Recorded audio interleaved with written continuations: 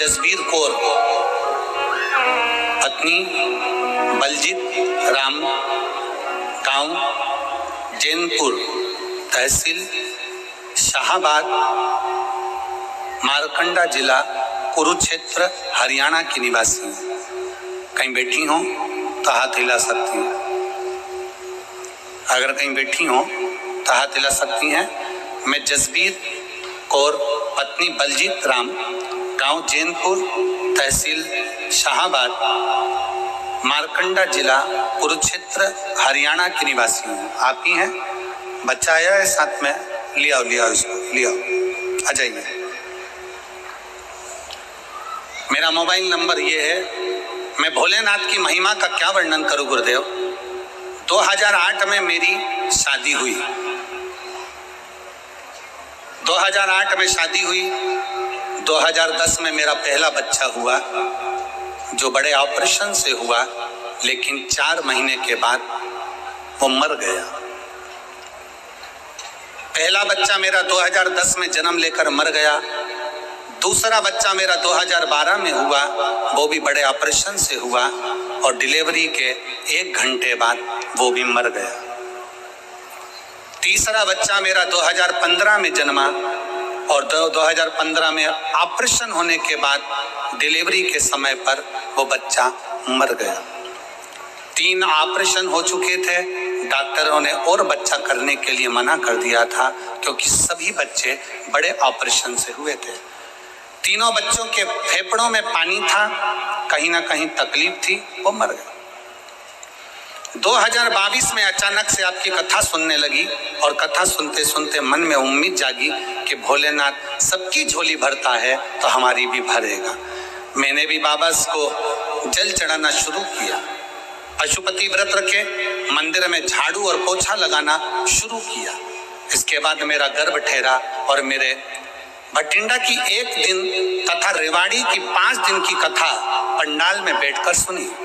गर्भ के रहते हुए मैं पंडाल में पहुंची और बाबा से प्रार्थना करती कि अब ये बच्चा मेरा जीवित रहे, इसको कुछ ना हो। बाबा को बोल कर आती, बाबा कचड़ा जल पीती। 1 जुलाई 2024 के दिन सोमवार था और 16 साल के बाद हमारे घर में एक बच्चे ने जन्म लिया, पुत्र। 16 साल के बाद एक बेटे ने जन्म लिया। डॉक्टरों के हिसाब से डॉक्टरों ने कहा था कि बच्चा बीमार है, पर जैसे ही डॉक्टर ने वापस चेकअप करा तो बच्चा पूर्ण तरह से स्वस्थ था। आज मेरे बाबा ने मुझे पुत्र दिया और वो भी पूर्ण तरह से स्वस्थ दिया। मैं बाबा को यहाँ प्रणाम करने के लिए आया। गुरुदेव, मैंने अपने लड़के का नाम शिवाय रखा है, क्योंकि शंकर का दिया हुआ है। एक लाइन अच्छी लिखी है, आप और हम गुनगुनाते हैं कि भर दिया भंडार का शिवाय, कर दिया माला का शिवाय, जो जैसी भावना लाया वो वैसा ही फल पाया, जो जैसी भावना लाया वो वैसा ही फल पाया, नहीं खाली उसे लौटाया वो मन ही मन हर्षाया, कर दिया माला माल का शिवाले, लुटा दिया भंडार का शिवाले। 16 साल के बाद बाबा ने मेरी गोदी में संतान दी। 16 वर्ष।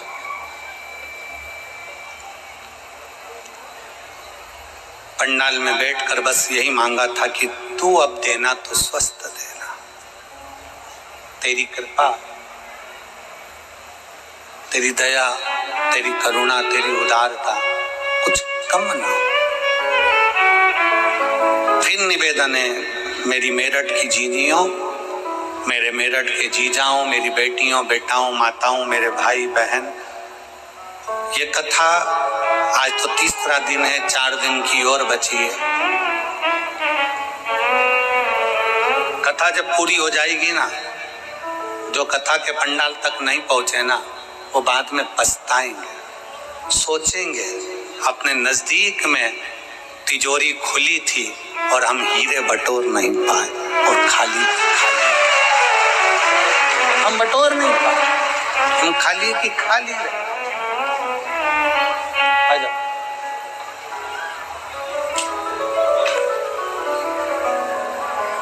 जो जैसी भावना लाया वो वैसा ही फल पाया, नहीं खाली उसे लौटाया वो मन ही मन हर्षाया, और कर दिया माला माल काशी वाले ने, लुटा दिया काशी वाले ने, कर दिया माला माल काशी वाले ने, लुटा दिया भंडार काशी वाले ने। आप जिस भाव से, जिस विश्वास के साथ, जिस भरोसे के साथ, जिस दृढ़ता के साथ, जिस श्रद्धा के साथ शिव कथा को सुनते हो, पंडाल में बैठकर कथा का रस तत्व ग्रहण करते हो, बाबा क्या देता है, कैसे देता है, ये उसके ऊपर निर्भर करता है।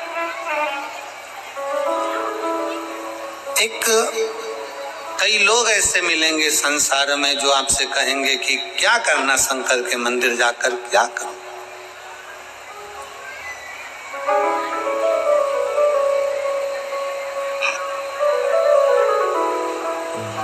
कई लोग कहते हैं कि गुरुजी हमको कोई दुख ही नहीं है तो हम मंदिर क्यों जाएं?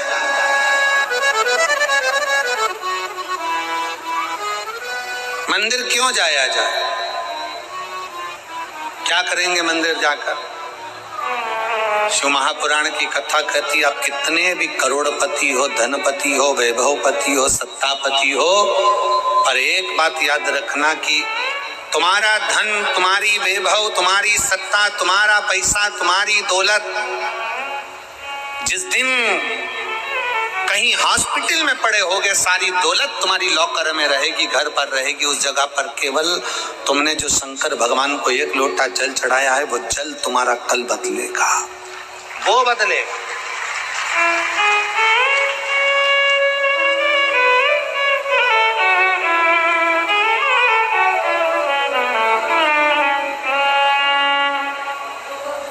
कई लोग कहते हैं, हम हमारे परिवार वालों को समझाते रहते हैं कि शंकर जी के मंदिर जाया करो, जेठानी से कहते हैं जल चढ़ाने जाया करो, सास से कहते हैं जल चढ़ाओ, सास कहती है बहू से जल चढ़ाओ, पति से कहती है जल चढ़ाओ।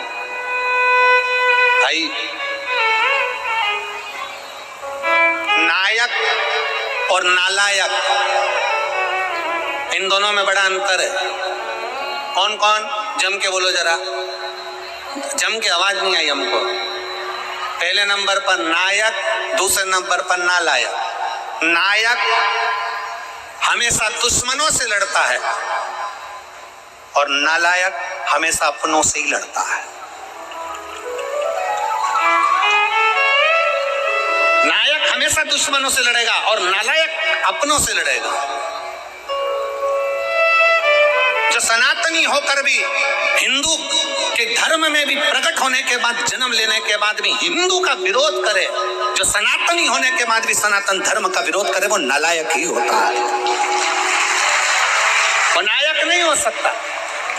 अरे जब कोई सनातनी सत्कर्म कर रहा है, कोई सनातनी आगे बढ़ रहा है, कोई हमारे राष्ट्र की रक्षा कर रहा है, कोई सनातनी अपने इस राष्ट्र को मजबूत करने का प्रयास कर रहा है, तो एक एक सनातनी को चाहिए, एक एक हिंदू को चाहिए, एक एक व्यक्ति को चाहिए कि उसका साथ दे।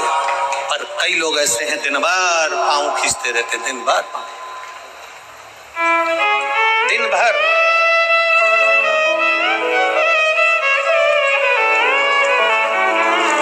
हमारे बीच में संत शिरोमणि पधारे, एक बार जोरदार ताली बजाकर।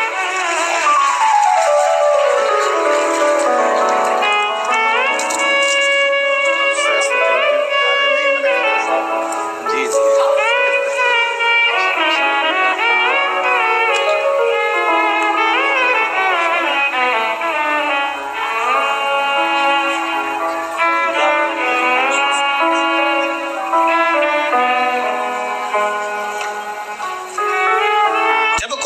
सनातन धर्म के लिए अग्रणता में आगे बढ़े।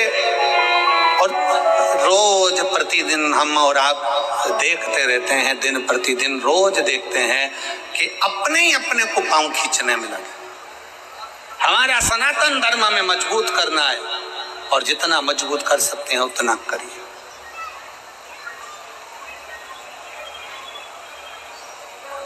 आज सबसे बड़ी परेशानी कहाँ खड़ी होती है? जब हम अपनों से लड़ रहे होते हैं। अपनों से हम उनको समझा रहे होते हैं कि अरे मजबूत होइए,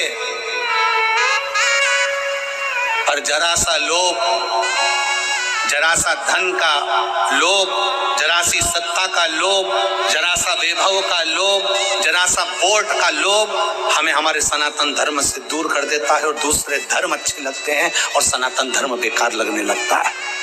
जरा सा लोभ व्यक्ति को अपना धर्म बुरा लगने लगता है और दूसरे धर्म श्रेष्ठ लगते हैं। शिव तत्व कह रहा है, भगवान शंकर की कथा कर रही है, अपने भीतर के भाव को प्रकट करिए, शंकर के मंदिर जाना प्रारंभ करिए, शिव की स्तुति करना प्रारंभ करिए, शंकर को एक लोटा जल चढ़ाना प्रारंभ करिए। और जिस दिन आप शिव की स्तुति में लगोगे, शंकर का भजन करने में लगोगे, शंकर का नाम उच्चारण करने में लगोगे, तुम अकेले नहीं, 21,600 श्वास जो तुम्हारे शरीर से निकल रही है, इस 21,600 श्वास में भगवान शंकर तुम्हारी हर श्वास में, मेरा शिव तुम्हारे साथ में होगा, प्रत्येक श्वास में।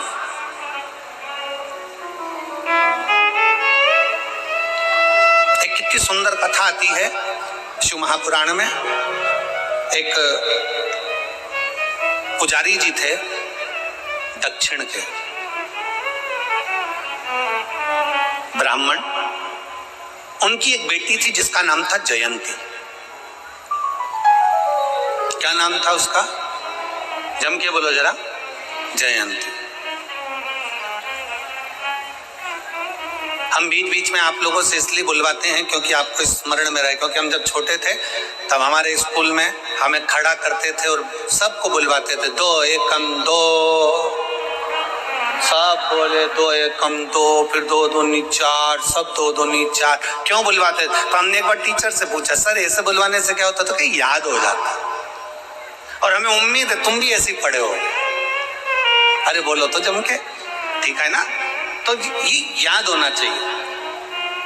एक पुजारी जी थे दक्षिण के, ब्राह्मण परिवार था, बड़ा सुंदर परिवार, बड़े आनंद में रहते, शंकर की आराधना में लगे रहते। उनकी एक बेटी थी जिसका नाम जयंती था।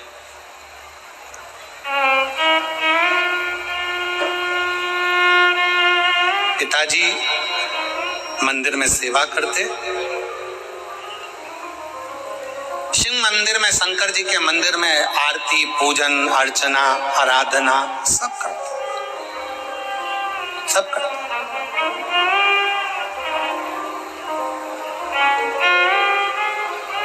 अब बेटी जयंती छोटी अपने पिता को देखती और पिता का थोड़ा सहयोग करती, थोड़ा सहयोग।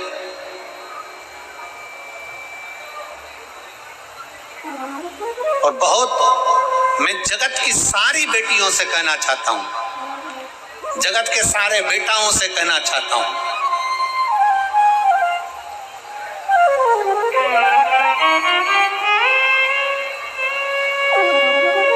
कि माँ जैसा प्यार और पिता जैसा सम्मान, लाड़ दुनिया में कोई नहीं दे सकता जो माँ और बाप दे सकते। जो माता और पिता दे सकते हैं वो दुनिया में कोई नहीं दे सकता।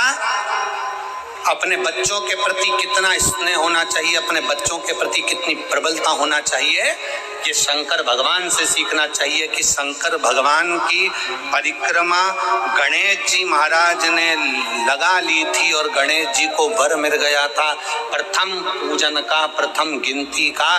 गणेश जी प्रथम पूजन में आने लगे तो पार्वती मैया की आंखों में जल भर गया था। आपने एक बेटे को इतना सम्मान दे दिया। मेरा दूसरा बेटा कार्तिक है, वो तो मोर पर बैठकर पूरी पृथ्वी की परिक्रमा करने गया है। गणेश जी ने बुद्धि से तुम्हारी परिक्रमा करी, वो शरीर से लगाने गया है और तुमने पूरा की पूरा वर तुमने पूरा की पूरा आशीर्वाद गणेश जी को दे दिया, प्रथम गिनती में आने का, षडानंद कार्तिकेय को कुछ नहीं दिया। ये तो गलत बात है प्रभु। तुम्हारी परिक्रमा लगाई गणेश जी ने और तुमने सब कुछ दे दिया। शंकर भगवान की आंख में भी जल भर गया। पार्वती मांग, आज तू जो बोलेगी ना मैं वो दे दूंगा। पार्वती जी कहती हैं अब क्या मांगू आपसे, बस इतना कृपा कर दो, आज के बाद समुद्र के किनारे पर आबादी नहीं होती और शिव को जल चढ़ाने वाले की कभी बर्बादी नहीं होती। शंकर को जल चढ़ाने वाले की कभी बर्बादी नहीं होती। शिव को जल चढ़ाने वाला कभी बर्बाद नहीं होता। शंकर को जल चढ़ाने वाला कभी कष्ट में नहीं आता। अगर दिल से शंकर को रिझा रहा है, दिल से शिव की स्तुति कर रहा है, दिल से भगवान शंकर को मना रहा है, तो वो कभी बर्बाद नहीं हो सकता।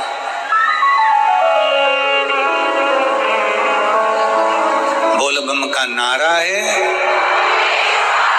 सारी समस्या का हल, श्री शिवाय नमस्ते। शिव को जल चढ़ाने वाला कभी बर्बाद नहीं होता।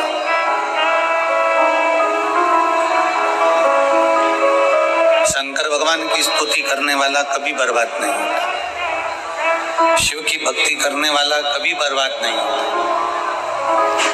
कल भी कथा में कहा था, परसों भी कथा में कहा था कि ब्रह्मा ब्रह्म लोक में, भगवान विष्णु वैकुंठ लोक में। ब्रह्मा ब्रह्म लोक में, भगवान विष्णु वैकुंठ लोक में है। पर मेरा शंकर, मेरा ओगरदानी, मेरा शंभु, मेरा त्रिकालदर्शी, कैलाशी, अविनाशी, मेरा शिव कहीं किसी लोक में नहीं, इस मृत्यु लोक में जहां आप और हम सदा विराजमान है, ऐसे लोक में मेरा शंकर विराजमान है। अब आप पूरी कथा का स्मरण करेंगे, पूरी कथा में अगर आप स्मरण करेंगे तो आपको स्मरण में आएगा कि ब्रह्मा जी को कोई चिंता नहीं, भगवान नारायण को कोई चिंता नहीं, इंद्र को कोई चिंता नहीं, पर मेरे देव अधिदेव महादेव इस भूमंडल पर रहते हैं अपने परिवार के साथ में, अपने कुटुंब के साथ में, अपने पूरे इष्ट मित्रों के साथ में। तो मेरे भगवान शंकर अपने दुख से दुखी नहीं होते।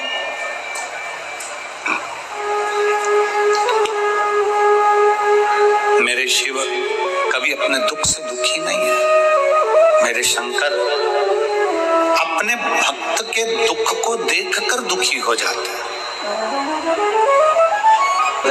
शिव कथा कर रही है, भगवान शंकर की शरणागति कर रही है, शिव महापुराण की कथा करती है, भगवान शंकर का चरित्र कहता है।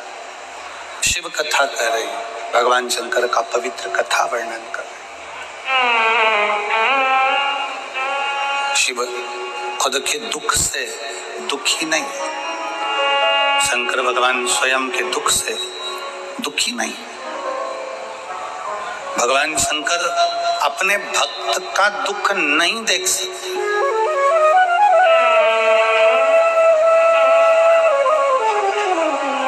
आप जब एक लोटा जल लेकर भगवान शंकर के मंदिर में जब जाते हो ना, शिव जी को जल चढ़ाने के लिए जब पहुंचते हो, शंकर भगवान को जब जल चढ़ाने के लिए आप पहुंचते हो, शिव को जल चढ़ाने के लिए जब आप जाते हो,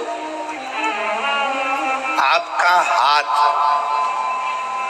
आपके घर का जल और आपका कलश, लोटा, जिसको आप भगवान शंकर के पास लेकर गए, जिसको आप शिव जी के नजदीक लेकर गए, एक तो गए हो आप स्वयं, दूसरा गया आपके रसोई घर में जो हंडा भरा था, मटका भरा था, पानी रखा था, उसमें से एक लोटा जल भर कर गया। तीसरा एक तांबे का लोटा, आपके घर का एक पात्र शिव जी के दरवाजे पर गया।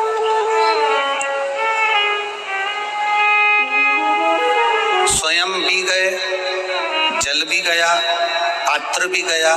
शिव महापुराण की कथा कहती है आपका चेहरे की दशा, हाथ जो जल चढ़ा रहा है उसका कंपन,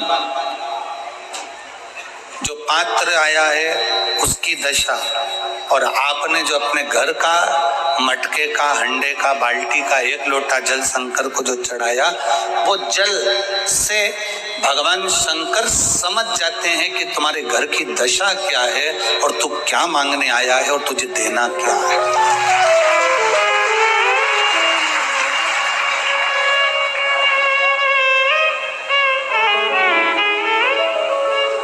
सब पानी का स्वाद अपना अपना है। हैंडपंप का पानी, हापसी का पानी, बोर का पानी, उसका स्वाद अलग है। कुएं का पानी, उसका स्वाद अलग है। सरोवर का पानी, उसका स्वाद अलग है। तालाब का पानी, उसका स्वाद अलग है। समुद्र का पानी, उसका स्वाद अलग है। कुंड का पानी, उसका स्वाद अलग है। बारिश का पानी, उसका स्वाद अलग है।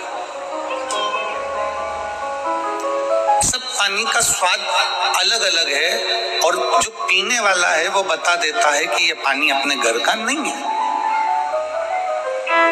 ये जल अपने घर का नहीं है।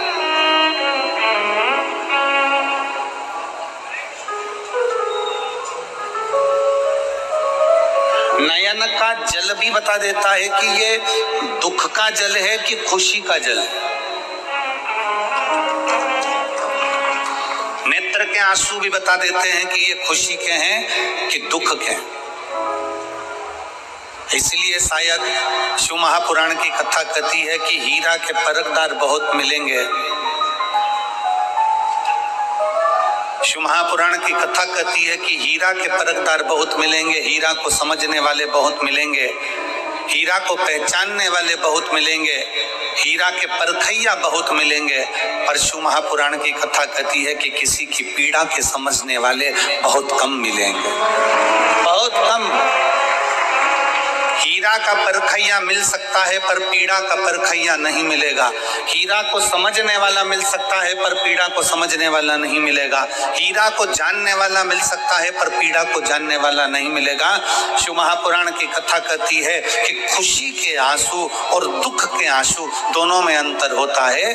खुशी के आंसू जो होते हैं वो ठंडे होते हैं, और दुख का जो आंसू होता है वो गर्म होता है, उसमें भी पीड़ा होती है, उसमें भी पीड़ा होती है।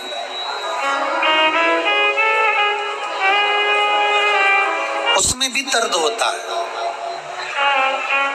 उन अश्रुओं में भी दुख होता है।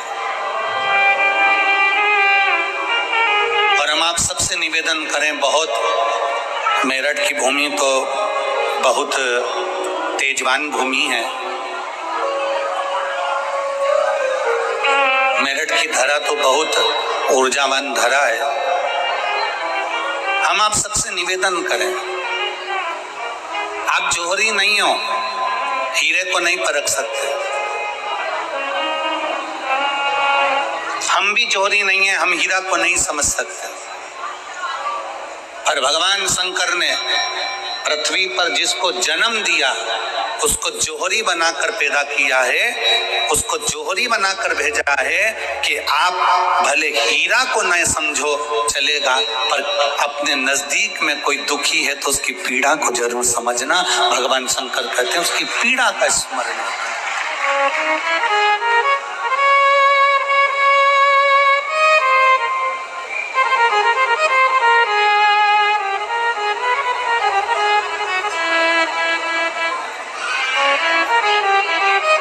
हीरा को समझो ना समझो पर पीड़ा को जरूर समझिए,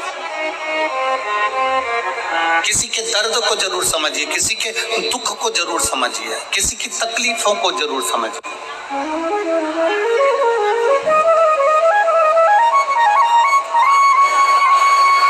शिव पुराण कर रही है, सब जल अलग अलग है, जल का स्वाद अलग अलग है, उसका गर्म ठंडा भाग अलग अलग है।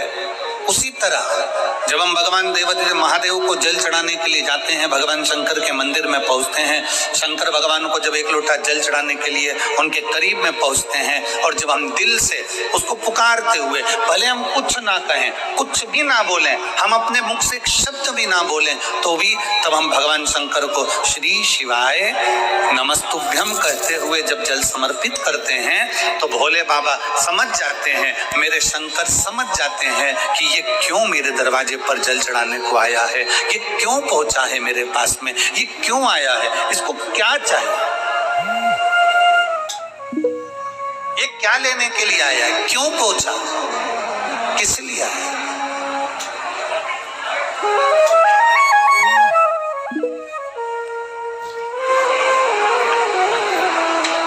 शंकर उस दशा को जान जाते हैं कि इसको क्या चाहिए, क्या लेने के लिए आया है।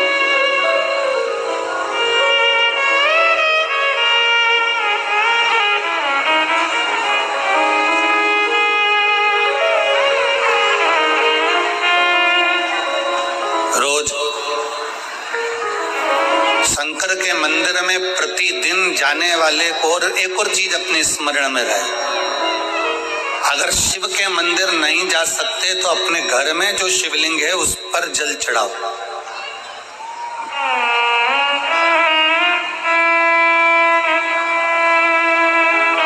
और यदि आप अपने शंकर के घर में शिवलिंग पर भी जल नहीं चढ़ा पा रहे हो तो किसी बेलपत्री का वृक्ष हो, उस वृक्ष के नीचे भी जल चढ़ाओ। और कभी मौका मिल जाए, कभी भगवान शंकर की बड़ी करुणा हो जाए, भगवान शंकर की बड़ी उदारता हो जाए, भगवान शंकर की बड़ी कृपा हो जाए, बड़ी कृपा हो जाए, भगवान शंकर जिस दिन तुम्हारे ऊपर बड़ी कृपा कर दे, किसी सोमवार को 3 नियम बना लो। जिस दिन मेरा भोले बाबा तुम पर कृपा कर दे उस दिन सोमवार का एक नियम बनाओ कि महीने का एक सोमवार मुझे ऐसा करना है, 3 नियम धारण करना है महीने के सोमवार को। पहला, सवेरे जाकर शंकर भगवान को 1 लोटा जल चढ़ाना है। दूसरा, दोपहर के समय पर जाकर मुझे बेलपत्री के वृक्ष के नीचे एक चावल का दाना रखकर बेलपत्री की 7, 11, 21, 108, 51 जितनी परिक्रमा आप लगा सकते हो वो लगाना है। और तीसरा, बेलपत्री के वृक्ष के नीचे और शंकर के मंदिर के दरवाजे पर मुझे एक घी का दीपक लगाना है। बस ये 3 नियम जिसने महीने में एक बार ले लिया, समझ लो उसको पीछे हटने की जरूरत ही नहीं, वो आगे ही बढ़ेगा। महीने के किसी एक सोमवार का ऐसा नियम बना लो कि मुझे 3 नियम धारण करना है। महीने के किसी भी एक सोमवार को, हम ये नहीं कहेंगे कि तुम सोमवार 5 पढ़ रहे हैं तो 5 को करो, 4 पढ़ रहे हैं तो 4 को करो, 3 पढ़ रहे हैं तो 3 को करो। तुम तो महीने का एक सोमवार का नियम बना। और मेरी जीजियों से, मेरी बेटियों से जो विदेश में रह रही हैं, जो कहीं बाहर रह रही हैं, कहीं बड़े शहर में रह रही हैं, जो रोज मंदिर नहीं जा सकते, हर किसी महीने के एक सोमवार को भी ये नियम निर्धारण कर सकते, तो उनसे कहेंगे कि 3 महीने में एक सोमवार का नियम बना लो। 3 महीने में नहीं बना सकते तो 6 महीने में एक सोमवार का नियम बना लो। और 6 महीने में नहीं बना सकते तो 1 साल में एक सोमवार का ऐसा नियम बना लो कि मैं साल का एक सोमवार ऐसा रहूंगी कि सुबह सोमवार के दिन मंदिर में जाकर जल चढ़ाऊंगी, दोपहर में जाकर बाबा को एक अक्षत का दाना रखकर, अक्षत का मतलब है कि बाबा मेरी दिनों दिन उन्नति करना। बेलपत्री के वृक्ष के नीचे जो अक्षत रखा जाता है वो उन्नति के लिए रखा जाता है। शंकर के शिवलिंग पर जो अक्षत रखा जाता है वो रोग मुक्ति के लिए रखा जाता है। अशोक सुंदरी पर जो अक्षत रखा जाता है वो संतान प्राप्ति के लिए रखा जाता है। षडानंद कार्तिकेय की ओर जो अक्षत रखा जाता है वो हमारे बच्चों की सुख समृद्धि के लिए रखा जाता है। विनायक की ओर, गणेश जी की ओर जो अक्षत रखा जाता है वो हमारे घर में कोई मंगल कार्य आ जाए उसके लिए रखा जाता है। और जो पीठिका होती है जिस पे शिवलिंग रखा होता है, पार्वती जी का हस्तकमल, उस पर अक्षत रखा जाता है तो नारी के अखंड सौभाग्य के लिए रखा जाता है। अक्षत रखने का भी तरीका है। एक चावल का दाना कहाँ रखा जाता है, क्यों रखा जाता है, कैसे रखा। अब कई लोग कहते हैं गुरुजी ये शिव महापुराण में आप ये नियम बताते हो, तरीका बताते हो। हम तो उनसे कहेंगे डॉक्टर के पास जाओगे तो डॉक्टर भी गोली लिखकर ये नहीं कह देगा कि ये सारी गोली एक साथ खा जाओ। डॉक्टर भी कहेगा ये गोली सुबह खाना है, ये गोली शाम को खाना है, ये गोली दोपहर में खाना, ये गोली भूखे रहकर खाना। बोलो सही है कि गलत है। ये रात्रि को खाना खाने के बाद खा लेना, ये खाना खाने के पहले, ये नाश्ते के पहले। और सुनो ये दवाई, ये वाली पीछे वाली जो दवाई लो ना इसको दूध से लेना, ये वाली जो दवाई लो ना इसको पानी से लेना। और सुनो ये डब्बी है इसको पानी में मिलाकर फिर पीना। दवाई लेने का भी तरीका है, उसी तरह शिव महापुराण में एक एक अक्षत का भी तरीका है और एक एक बेलपत्री का भी तरीका है। अब मान लो कई लोग कहते हैं गुरुजी आप ये तरीका बताते हो शिव पुराण के माध्यम से, कई लोगों के मन में संशय जागता है। तो अगर हम एक साथ चावल चढ़ा दे तो उसका क्या तरीका है? तो हमारा निवेदन है डॉक्टर जो दवाई ले एक ही बार में निपटा जाए, एक ही बार में खा ले।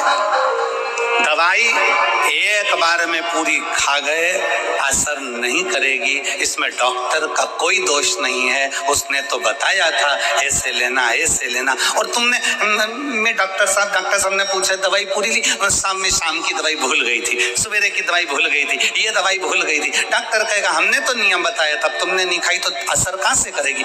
तुम असर कब करती है? जब हम पूजन के तरीके को जान जाए, जब हम अर्चना के तरीके को जाए।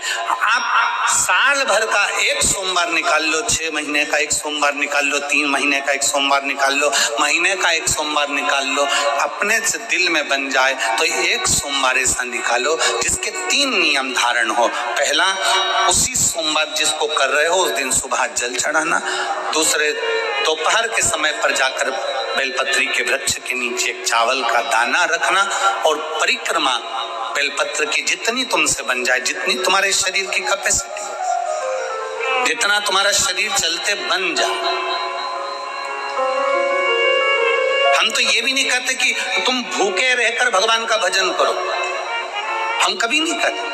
हम तो यहाँ तक कहते हैं, हमारे पुष्टि मार्ग में यहाँ तक कहा गया कि वल्लभ कुल की एकादशी करो, भले बकरी जैसे चरो पर एकादशी करो।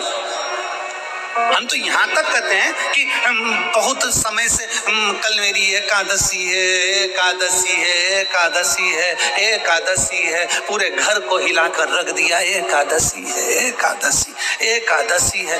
बहू टेंशन में, बेटा डिप्रेशन में, पति पपीता ला ला के, सेव फल ला ला के, मूंगफली का दाना ला ला के, काजू कतली ला ला के, सेव फल ला ला के, और सारा सामान साबुदाना और खिचड़ी और नाक चिप्स ना जाने क्या क्या ला ला के, बेचारा पति एकादशी आती है वो नौमी से चिंता में पड़ जाता है।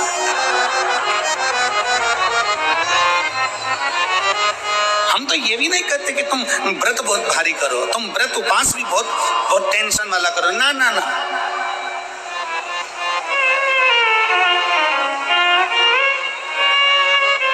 अपने को व्रत उपास भी इतना बहुत भूखे रह रहे हो, बहुत प्यासे रह रहे हो और मालूम पड़े कि भगवान हमें मिलेगा, भगवान हमें मिलेगा।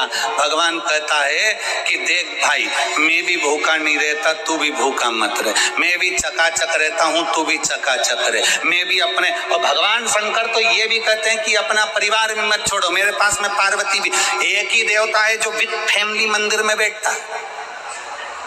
शंकर जी हैं तो पार्वती जी है, तो गणेश जी हैं, तो कार्तिकेय जी हैं, तो नंदी है, सब मंदिर के अंदर चाहिए। शंकर भगवान अपने पूरे परिवार के साथ। शंकर जी तो ये कहते हैं अकेले तुम क्यों रहते हो?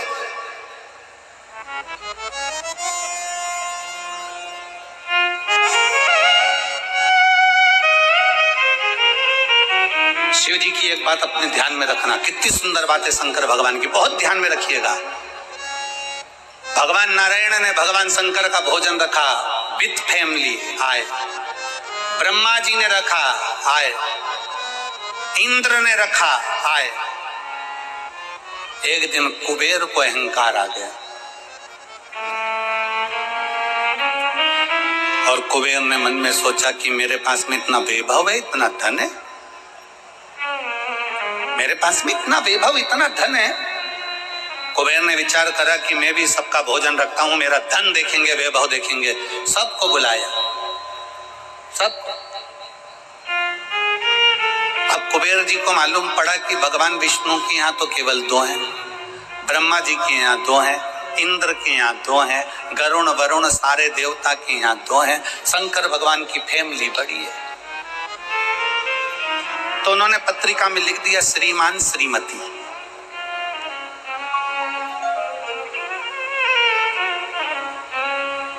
केवल 2। सबके यहाँ मेरा भोले बाबा गया, मेरे शंकर गए, पर कुबेर के यहाँ पर जब पत्रिका देने के लिए कुबेर शंकर जी के यहाँ गए, शंकर जी ने पत्रिका को देखा तो उसमें लिखा था कि शंकर पार्वती पधारे, श्रीमान श्रीमती।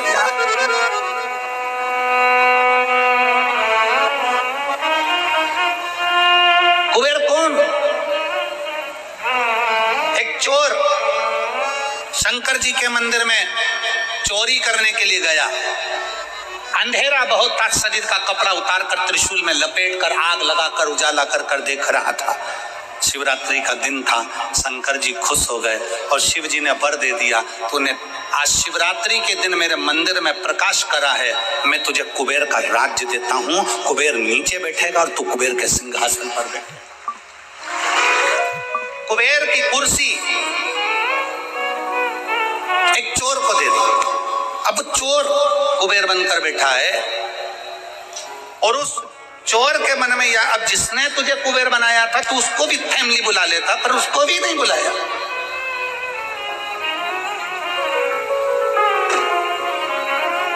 नहीं। और पत्रिका देने के लिए कुबेर के पास कुबेर पहुंचे शंकर जी के पास। भोलेनाथ जी ने जो पत्रिका देखी, पत्रिका देखते से शंकर जी ने कह दिया, देखो कुबेर, हम तो किसी आयोजन में जाते नहीं हैं, 2 जनी का भोजन है, हमारे घर में 2 बेटे हैं, हमारा बड़ा बेटा कार्तिक 1 जनी का ही भोजन करता है और हमारा दूसरा बेटा गणेश 2 जनी का करता है, तो हम गणेश को भेज देंगे, हिसाब बराबर। कुबेर को लगा कि गणेश इतना छोटा सा और क्या खाएगा। शंकर भगवान बोले, वो तो बाद में पता चल जाए, तू जा।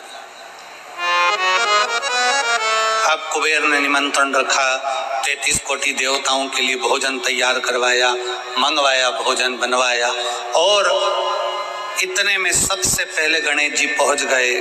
कुबेर की पत्नी दौड़ कर आई, दरवाजे पर गणेश आए, शंकर जी के पुत्र। कुबेर ने कहा आने का समय तो 6 बजे था, ये तो 4 बजे ही आ गए। पूछ के आओ इतनी जल्दी क्यों आ गए? गणेश जी से पूछा तुम इतनी जल्दी क्यों आ गए? तो कहा पिताजी ने कहा कि पहली पंगत में निपटाया।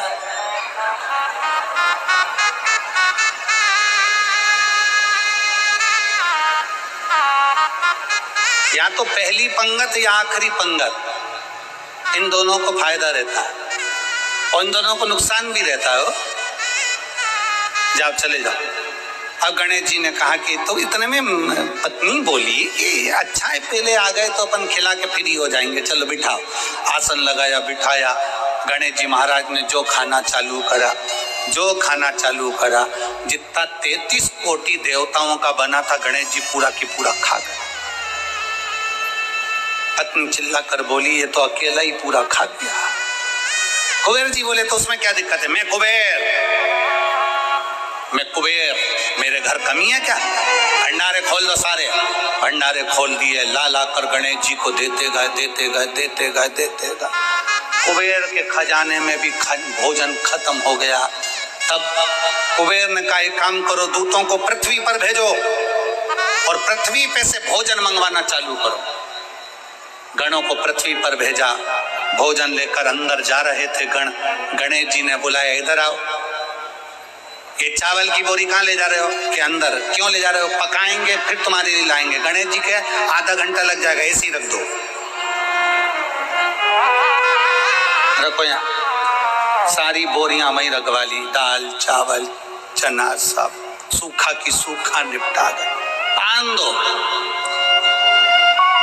कुबेर को चिंता लग गई, पत्नी आंखों से रोने लगी, इतने सारे देवता आएंगे क्या खाएंगे, कुछ भी नहीं बचा, नीचे भी नहीं बचा। देव ऋषि नारद आ गए, कुबेर से पूछा क्या बात है कुबेर। कुबेर कहने लगे कि मैंने भोजन सबका बनाया था, गणेश अकेले खा गए, उठ भी नहीं रहा है, हमने 4 बार पानी पहुंचा दिया,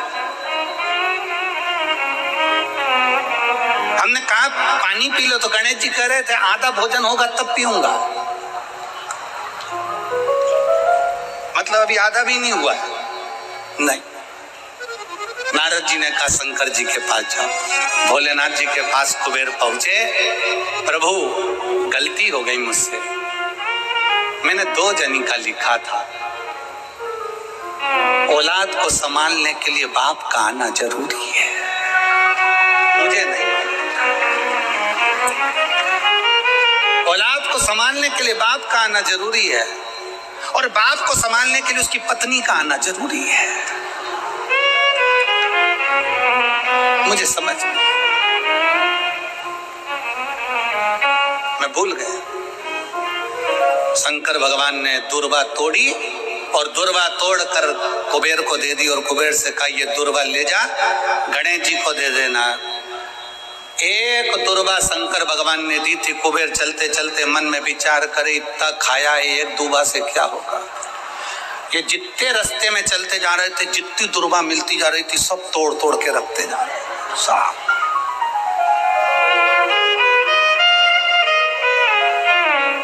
सारी दुर्वा लेकर गणेश जी को दे दी, तुम्हारे पिताजी ने भेजी है। गणेश जी ने एक दुर्वा दांत में ली और पेट पे हाथ फेर के बोले कुबेर भैया कल कितनी बजे आना है, कल कितनी बजे आना। कुबेर के मेरी सौगंध है जब तक तुझे कोई बुलाए नहीं तब तक तू जाना नहीं, और जैसे ही तुझे कोई उठा दे तो तू उठ भी जाना, तेरे हाथ जोड़। तब से ब्याहों में गणेश जी को बुलाते भी हैं, छोड़ के भी आते हैं, मंगल कार्य में लेकर भी आते हैं, छोड़कर भी आते हैं। 33 कोटि देवता में केवल एक देवादिदेव महादेव एक ऐसे हैं, अगर उनको बुलाना है, शंकर जी कहते हैं कि मुझे बुलाने के लिए मेरा सारा परिवार आमंत्रित करना पड़ेगा, सारा परिवार आएगा तो मैं अकेला नहीं, मेरे साथ बुद्धि का देव गणेश भी आएगा तो रिद्धि और सिद्धि भी आएगी, षडानंद कार्तिकेय भी आएंगे तो अखंड सौभाग्य देने वाली गौरा पार्वती भी आएगी, वो सब आमंत्रित, वो सब आए।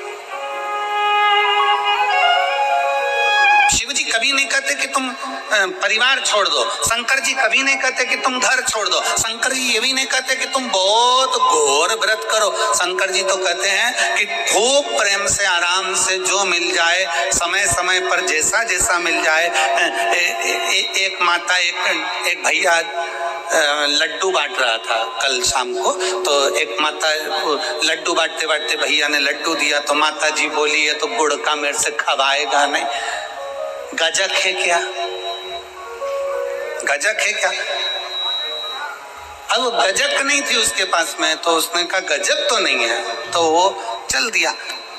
इतने में पास में एक माता बैठी थी, उसने कहा गजक, अरे वो लड्डू ही ले लेती तो फोड़ के खा लेती, गजक का ही काम करती, वो लड्डू भी गया गजक भी गई,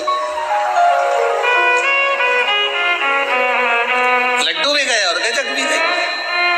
तो शिव महापुराण की कथा कहती है मेरी बुजुर्ग माताओं से निवेदन है, मेरे बुजुर्ग पिताओं से निवेदन है, मेरी माताओं से मेरे भाइयों से निवेदन है, अगर बच्चे कह रहे मम्मी ए मम्मी चलो बैठो साथ में बैठ के समोसा खाओ, माँ को ये नहीं मैं नहीं खाऊं, मैं नहीं खाऊं, हल्लिया चला ला बैठ तो मेरे पास में आ इधर। बुजुर्गों को भी समय की अवधि का ध्यान रखते हुए थोड़े बच्चों जैसे ढलना पड़ेगा। बुजुर्ग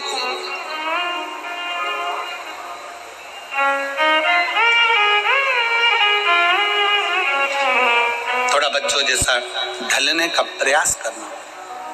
हम अपनी अकड़ में रह जाएंगे तो बच्चों के करीब नहीं पहुंच पाएंगे, बच्चों के नजदीक नहीं पहुंच पाएंगे।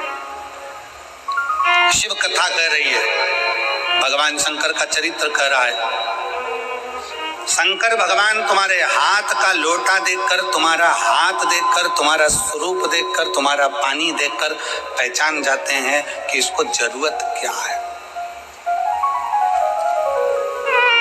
किस चीज की जरूरत।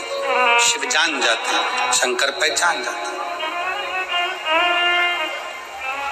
बस आप उसके दरवाजे तक जाएंगे, उसको भजेंगे, उसका स्मरण करेंगे और शिव जान जाए।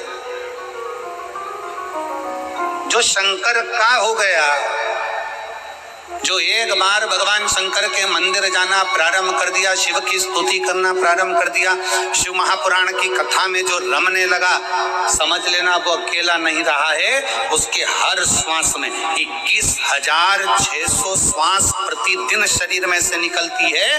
तो 21,600 श्वास में आप अकेले नहीं हो, 21,600 श्वास में मेरा महादेव तुम्हारे हृदय में धड़क रहा है।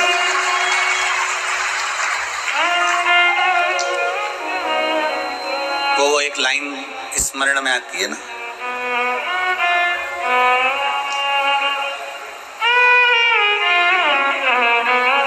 मजा आ रहा जीने में, जीने में महादेव धड़क रहा सीने में, मजा आ रहा जीने में, जीने में महादेव धड़क रहा सीने में। भगवान शंकर तुम्हारी श्वासों में 21,600 श्वास में निकल रहा, अंदर जा रहा, फिर निकल रहा, फिर अंदर जा। श्वास है तो शिव है, शिव है तो श्वास है। जिस दिन शिव शरीर से निकल गया, उस दिन शरीर नहीं रहेगा, केवल शव बन जाए, फिर शरीर नहीं है। बस इतना वर दे दीजिए। आपकी कभी परिक्रमा ना हो। शंकर जी ने पूछा, मेरी परिक्रमा नहीं हो, सारे देवताओं की परिक्रमा होगी और मेरी ना हो? पार्वती जी कहती हैं, आपकी परिक्रमा होती है। कोई अगर भूल से भी आपकी परिक्रमा लगा लेता है तो आप उसके जो मांगे वो दे देते हो। इसलिए आपसे निवेदन है कि आपकी कभी परिक्रमा ना हो। शंकर जी ने वर दे दिया, मेरी परिक्रमा पूरी नहीं होगी, आधी होगी, आधी परिक्रमा होकर वापिस। फिर शंकर भगवान बोले, पार्वती फिर सुन ले, तूने मेरी परिक्रमा रोकी है पर तेरी परिक्रमा तो नहीं रुकी। पार्वती जी कहती है, नहीं प्रभु। शंकर भगवान ने कहा, पार्वती मैं तेरे हृदय में निवास करता हूं, मैं तेरे दिल में निवास करता हूं, मेरे चित्त में निवास करता हूं, मैं तेरे दिल में रहता हूं, मैं तेरे हृदय में रहता हूं। और यही तो भारत भूमि की पहचान है।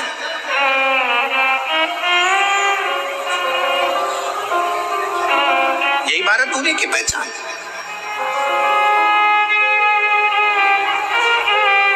काशी में कथा चल रही थी और काशी में कथा चलते चलते वहां जहां हम ठहरे हुए थे,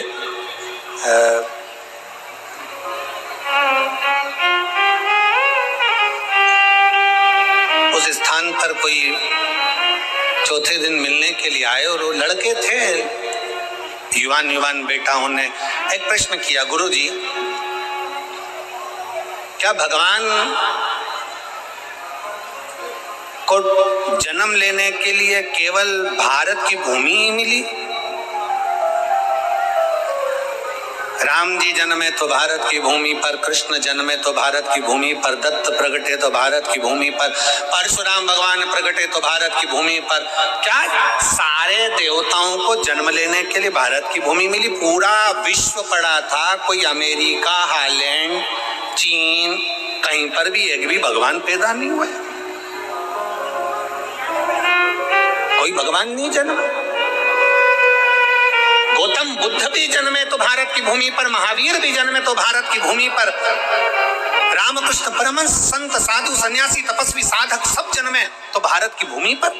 क्या दूसरे देश में, अमेरिका में, रूस में, यहाँ वहां क्या भगवान जन्म नहीं ले सकता था? हमने कहा भारत की भूमि में और विदेश में बहुत अंतर है। विदेश में लोग दिमाग से प्यार करते हैं और भारत में लोग दिल से प्यार करते हैं। ये भारत की जो भूमि है, ये भारत की जो धरा है, ये भारत की जो भूमि है, यहाँ जन्म लेने वाला एक एक बच्चा अपने दिल से स्नेह करता है। हम हमारी मौसी को, हमारी चाची को, हमारी काकी को, हमारी परिवार को अपना अपना, मेरे मामा, मेरी मौसी, मेरी काकी, मेरी बुआ, इनको हम अपना मानकर चलते,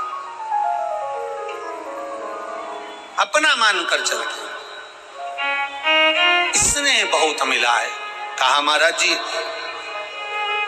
एक पुजारी की बेटी जयंती, और जयंती अपने पिता का हाथ बटा रही है। ये संस्कार घर के हैं, ये संस्कार घर के होना भी चाहिए। इसने है बस वो सहयोग प्रदान कर, इसने बस। और ऐसा नहीं, अगर आप लोग सेवा कर रहे हैं, शिव महापुराण में कहीं ना कहीं सेवा में लगे हुए, बिठा रहे हैं, उठा रहे हैं, कहीं खिला रहे, पिला रहे, पानी, नाश्ता, भोजन, चाय, कुछ ना कुछ दे रहे हो, सेवा में लगे हो, तो कुछ ना कुछ तो भगवान देगा। एक पत्र है, देखिए,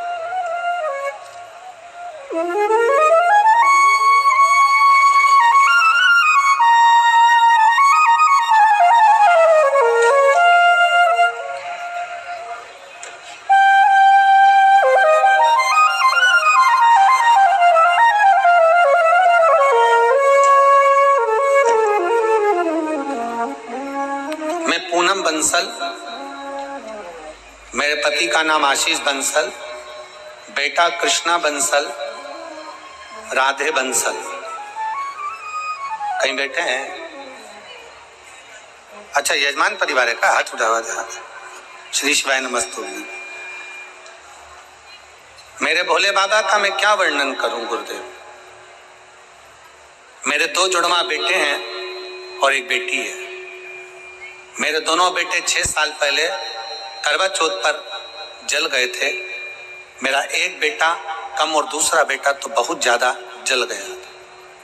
पैर में मोटे मोटे छाले हो गए, पानी भर गया। 1 साल से तो मेरे बेटे स्कूल भी नहीं गए। हमने हस्तिनापुर ले जाकर दोनों की पट्टियां कराई। हम दोनों उन्हें ऐसे ही उल्टा लिटा कर ले जाते, जहां भी जाते डॉक्टरों के पास काफी टाइम तक मेरे दोनों बेटों का इलाज चला। घाव तो भर गया लेकिन निशान नहीं गए। गुरुजी, तब मैंने आपकी कथा 3 साल से सुनना प्रारंभ करी। एक बार मेरे पति ने मुझसे कहा कि चलो यहाँ चलते हैं, वहां चलते हैं, पर मेरा मन नहीं किया कहीं जाने का, और मैं भोले बाबा की कथा में लगी रही। बाबा की कथा कभी नहीं छोड़ी। बाबा का चढ़ा हुआ जल लाती, बच्चों को पिलाती भी और लगाती भी। टीवी पर कथा सुनती। मैंने ग्रेटर नोएडा और हापुड़ की कथा भी सुनी। कथा में आपके बताए अनुसार 21 पत्ते का उपाय, आम के जो पत्ते का आप उपाय बताया था कि आग से जले हुए व्यक्ति की चर्म रोग वापिस अपनी चमड़ी में आ जाता है, वो पत्ते का प्रयोग मैंने करना प्रारंभ करा।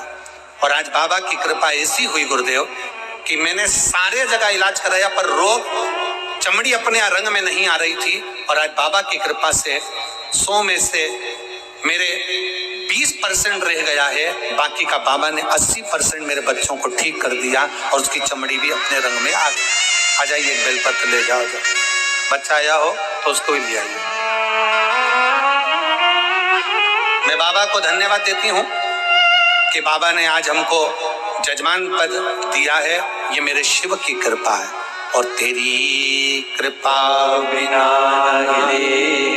एक भी लेते हैं श्वास, तेरी कृपा से तनो तनो बखान क्या करूं मैं, रातों के ढेर का चपटी बहुत में खजाना कुबेर का, वे गंगाधार मुक्ति द्वार ओमकार तू, बोले ओमकार तू, आयो शरण तिहारी शंभु तारका।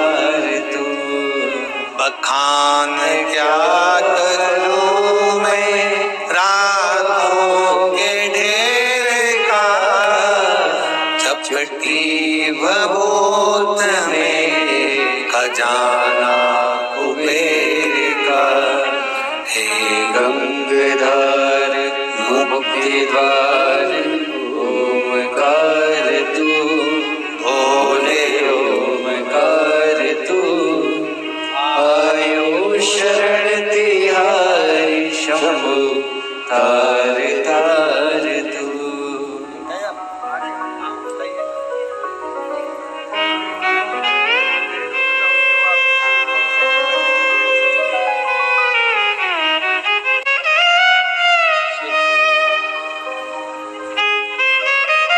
एक शिव की भक्ति, एक शिव की उदारता क्या ना दे। एक पत्र और है, बड़ा सुंदर है, देखिए। मेरा नाम सरला देवी है, मेरा फोन नंबर ये है। मैं गाजियाबाद की निवासी हूँ, कहीं बैठी हो तो हाथ हिला सकती हैं।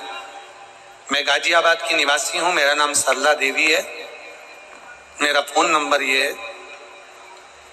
मैं शिव महापुराण की कथा सन 2022 से सुन रही हूँ, नोएडा सेक्टर 11 में, और दूसरी कथा हमने 2022 अगस्त में मैनपुरी में 7 दिन की कथा पंडाल में रहकर सुनी। तीसरी कथा हमने मथुरा कोसी में सुनी। गुरुजी, मैं गरीब घर से हूँ, मेरे पास घर नहीं था। गुरुजी, जिम्मेदारी काफी थी, बच्चों को बड़ा करना, पढ़ाना, शादी आदि करना। गुरुजी, इसी बीच में मेरे पति की काफी तबीयत खराब हो गई, तो मेरे पति को भी कई बीमारियों ने घेर लिया। इस वक्त उनको शुगर बीपी के पेशेंट हैं, 2 ऑपरेशन उनके हो गए हैं। गुरुजी, मुझे 20 से 21 साल हो गए थे किराए के मकान में रहते रहते। लोग मुझे ताना मारते, बुरा भला शब्द कहते, मेरी आंखों में आंसू भर जाते।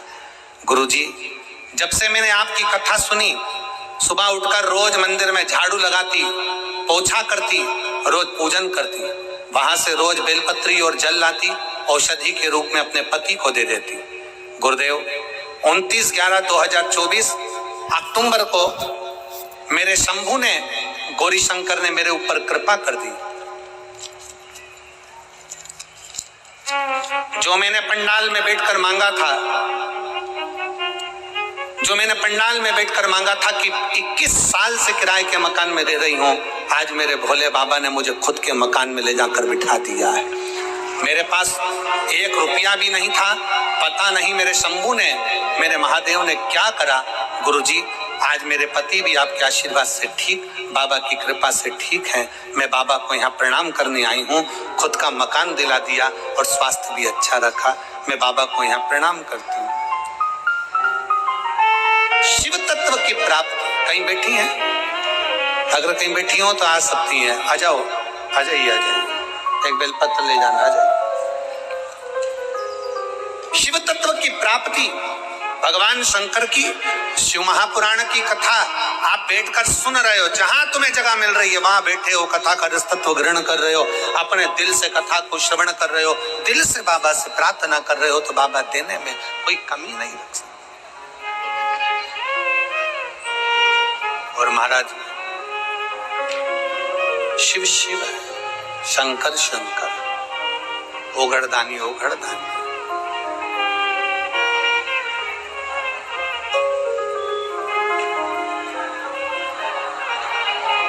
और कितनी सुंदर है माँ तेरी नगरी, कितनी सुंदर है माँ तेरी नगरी।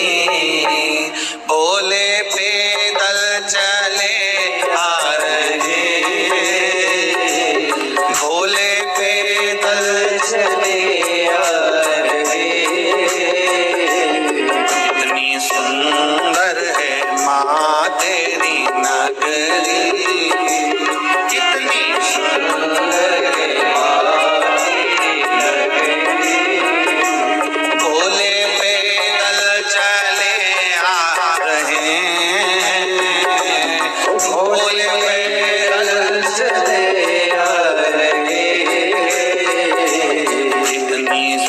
सुंदर है माँ तेरी नगरी, कितनी सुंदर है माँ तेरी नगरी। भोले पैदल चले आ रहे, भोले पैदल चले आ रहे। शंभो।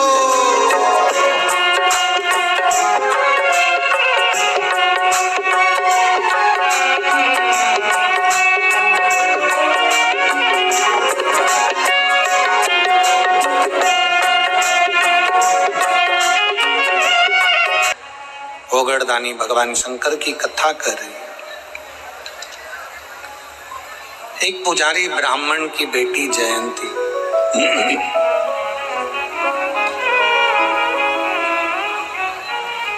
पिता मंदिर में सेवा कर रहे हैं। प्रेशर बढ़ाओ, प्रेशर नहीं आ रहा।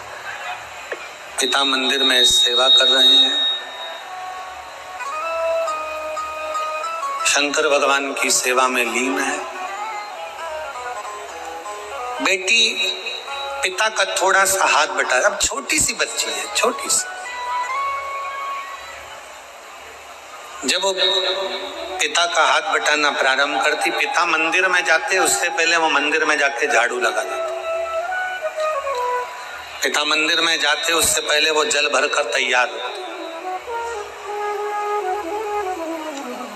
पिता मंदिर में जाते उससे पहले वो पोछा लगाकर तैयार होते।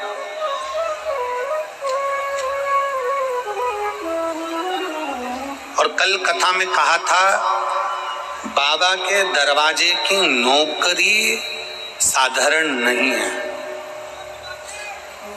शंकर के मंदिर में झाड़ू पोछा लगाना साधारण नहीं है। और शिव महापुराण में किसी शिव भक्त का मुंह झूठा कराना साधारण बात नहीं है। ये साधारण नहीं है।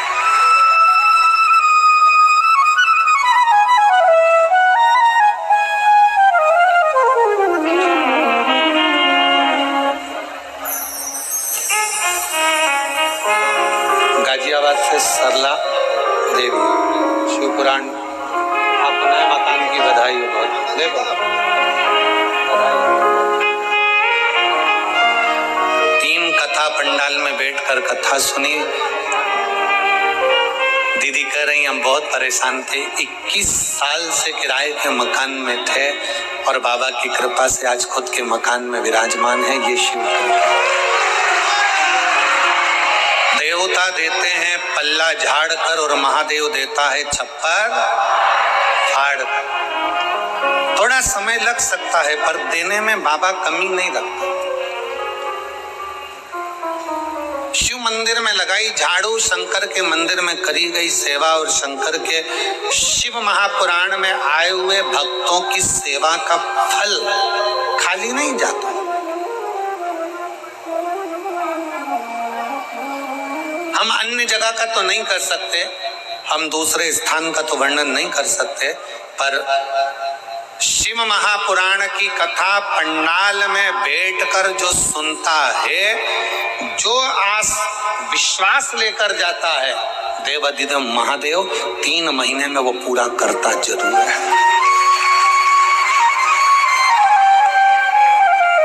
एक पत्र में एक फोटो लगाया, आप उस फोटो को देखिए। मैं आस्था चैनल वालों से कहूंगा, इस फोटो को पहले, बच्चे के इस फोटो को सब लोग एलईडी पर देखेंगे और आस्था चैनल पर जो लोग आस्था पर देख रहे हैं वो आस्था पर देखेंगे। पहला फोटो दिखाइए बच्चे का। ये फोटो को आप लोग देखिए, ये बच्चे का जो फोटो है, इस फोटो का दिखाइए। थोड़ा क्लोज कर उस फोटो को देखिएगा। एलईडी पर दिख रहा है, आस्था चैनल पर दिख रहा है। अब इस पत्र का स्मरण करिए।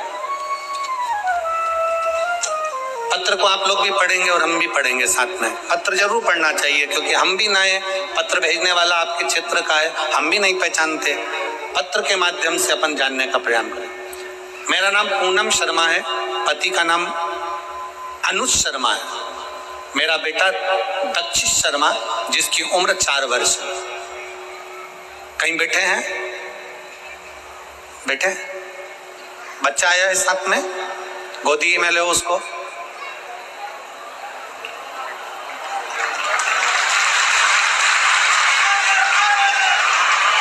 अब लिया इसको, ले आइए।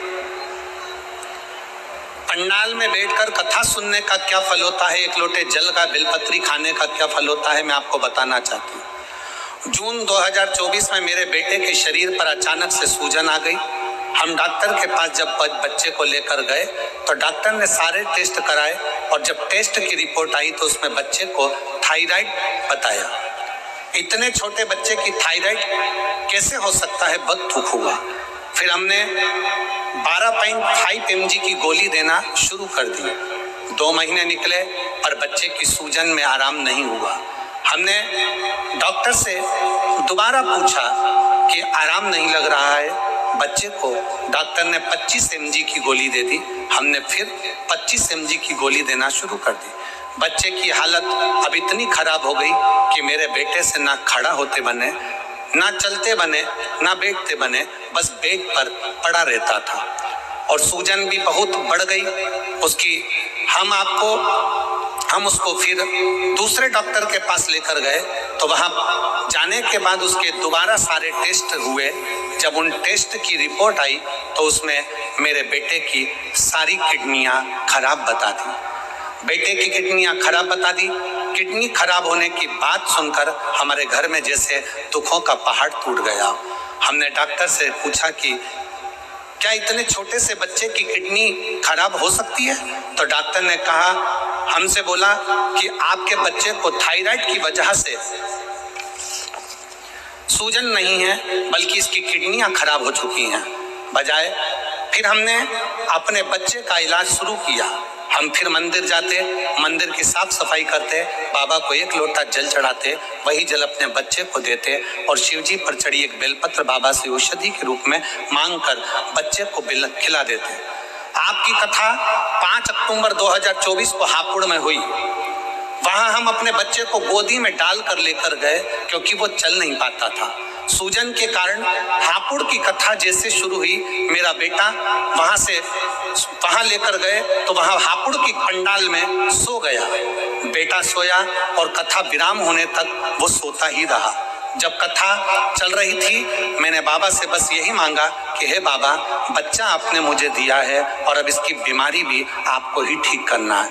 बाबा, मैंने सुना है पंडाल में बैठकर कथा सुनने वाले की झोली भरते हो, आपको ही सारा दुख काटना है। गुरुजी, जब मेरा बेटा जगा तो मानो ऐसा हुआ भोले बाबा ने मेरे बेटे के सारे दुख काट दिए हों। उसने जागते ही कहा, माँ मुझे खाना खाना है। मांगा, हमसे खाना मांगा, बोला खाने के लिए बोला और मैंने उसको खाने के लिए दिया। सोने पर बाबा ने ना जाने क्या कर दिया, आज मेरा बेटा पूर्ण तरह से ठीक हो गया। हम उसको वापिस डॉक्टर के पास जांच कराने के लिए लेकर गए और डॉक्टर भी आश्चर्य में पड़ गया कि उसके सारी किडनियों ने काम करना चालू कर दिया और उसका शरीर ठीक हो गया। अब मैं बेटे का दूसरा फोटो लगा रही हूँ जिसमें मेरा बेटा ठीक हो गया, जिसको मैं यहाँ प्रणाम करने के लिए लेकर आई हूँ। उस बेटे का फोटो। किडनियों काम नहीं कर रही थी, किडनियों ने काम करना बंद कर दिया था और आखिरी में बाबा के आश्रित होकर उसके सहारे कथा के पंडाल में शिव पुराण की कथा है। हम फिर निवेदन करेंगे, किस भाव से और क्यों मेरे बाबा आपको यहाँ बुलाए हैं वो तो वो ही जान सकता है, और क्या आपको देगा ये 3 महीने में मेरा बाबा ही जान सकता है, कोई नहीं पहचान सकता। और खाली ना जाता कोई दर से तुम्हारे, खाली ना जाता कोई दर से तुम्हारे, मैं भी खड़ी हूँ नन्ही बाहें पसारे, अपने हृदय से लगा लो, गिरा जा रहा हूँ, उठा लो, भूले अपने दर से अब तो ना टालो, गिरी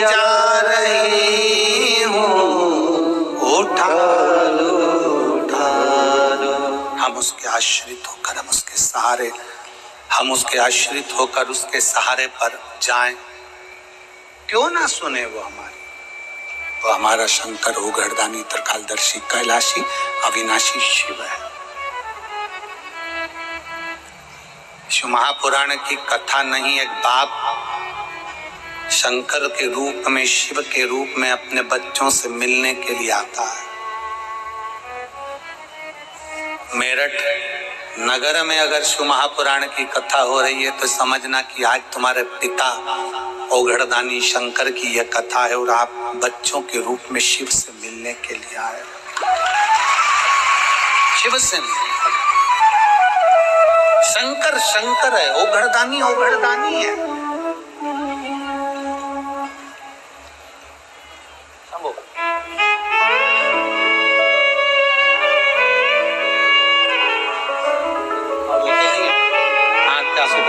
रोना नहीं, रोना बंद कर।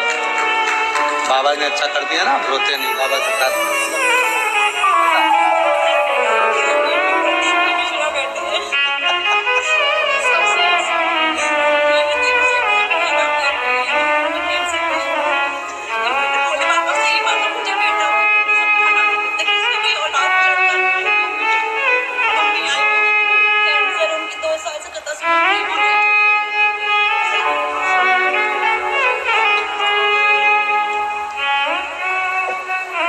उनकी माँ भी आई है जो कैंसर पेशेंट है। डॉक्टर ने कीमो का बोल दिया था, पर 2 साल से कथा सुन रही हैं तो डॉक्टर ने कीमो करने से भी मना कर दिया और कैंसर में आराम लगना प्रारंभ हुआ। वो भी कथा में बोलती। कहाँ बेटी बच्चे की नानी? खड़ी हो जाओ जरा। हाथ हिला दो, ऐसा हाथ हिलाओ। एक बेलपत्र आपकी भी दी है आपकी बेटी को। शिव कृपा बनी रहे। शंभो बैठ जाओ। हर हर शिव तत्व है, शंकर है, ओ घड़ी। जयंती छोटी है, अपने पिता का सहयोग कैसे करें? अपने पिता को क्या, जयंती ने झाड़ू लगाना प्रारंभ करा, पोछा लगाना प्रारंभ करा, मंदिर में जल भर कर रख देती, सेवा करती। 16 सोमवार की कथा किस किसने सुनी है? हाथ उठाओ जरा। 16 सोमवार की सुनी है? 16 सोमवार की रखो। उस कथा में एक प्रसंग आता है कि राजा ने रानी से कहा था कि मुझे पूजन का सामान लाकर दे दे, और उसने किसके हाथ भेजा था? जम के बोलो जरा। दासी के।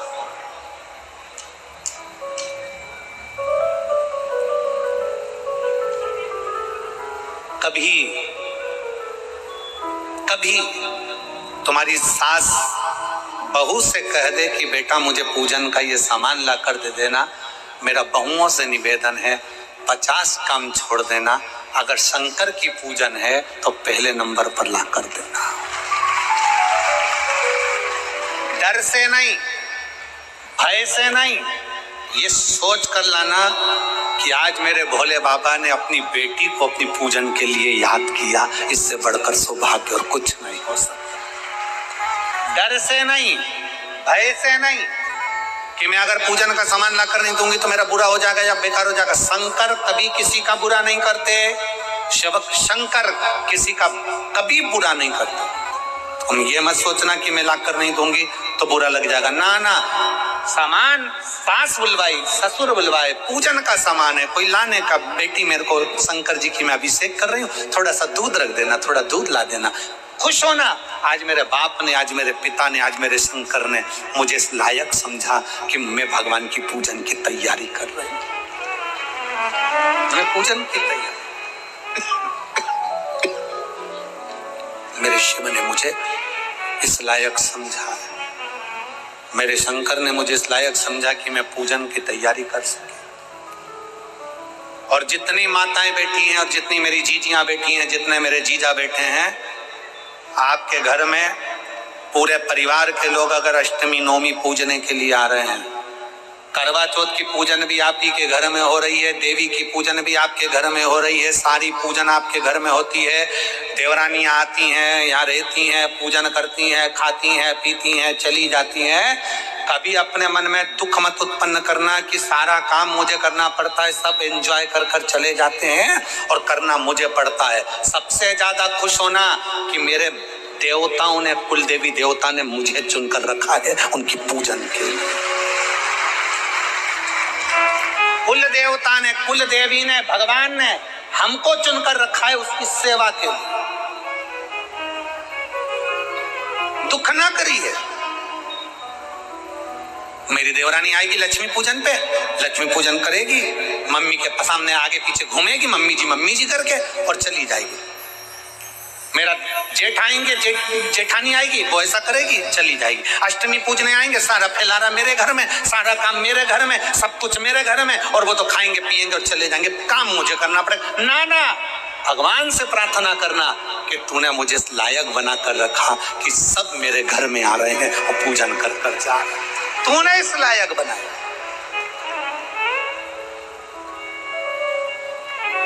ये तेरी उदारता है, ये तेरी कृपा, ये तेरी करुणा है।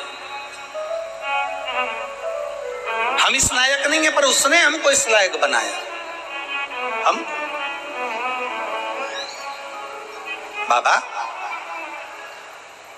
जयंती बड़ी खुश होकर मंदिर की सेवा करती है, चाकरी करती, तैयारी करती। जयंती धीरे धीरे बड़ी हो गई। उसका एक नियम बड़ा प्रबल था। कपास की बाती बनाकर पिताजी को दे देती, पिताजी जोत में लगा देते, आरती में लगा देते और तैयारी। कई मेरे भारत की भूमि की कई माताएं ऐसी हैं, आज भी कई माताएं ऐसी हैं बुजुर्ग, जो बत्ती बनाकर तैयार कर कर मंदिर में दान कर देती हैं, कहीं किसी को दे देती हैं, किसी को पहुंचा देती हैं। अब कई बहुओं कहती है हमारी सास पागल हो गई, हमारी सास में अक्ल ही नहीं, दिन भर बत्ती बना। 10 रुपए की तो बत्ती बाजार में से लिया, उन्हें ढेर इकट्ठी हो जाए। बोलो सही है कि गलत है? 50 रुपए की, 25 रुपए की, 10 रुपए की बत्ती का तो इतना सारा पैकेट आ जावे। 10 रुपए की बत्ती की 100 बत्ती आ जावे। और हमारी सास लगी दिन भर बैठे बैठे बत्ती बनाती रहती है, दिन भर बैठे बैठे बत्ती बिलोती रहती है, दिन भर बैठे बैठे बत्ती बनाती रहती है। वो सास पागल नहीं है, वो सास बेवकूफ नहीं है।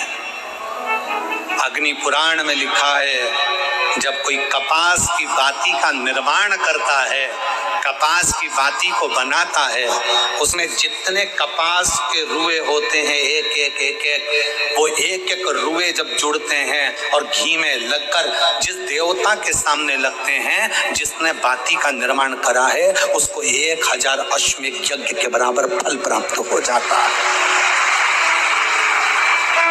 सास पागल नहीं है।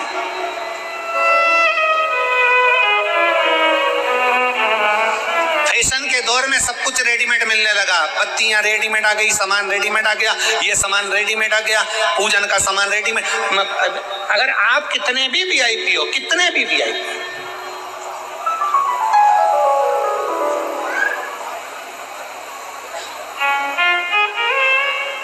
कितने भी वीआईपी, और हम तो कहेंगे, बेटा और बेटी दोनों से कहेंगे कि तुम कितने भी वीआईपी बनो, तुम कितने भी पढ़े लिखे बन जाओ, कितने भी वीआईपी और पढ़े लिखे।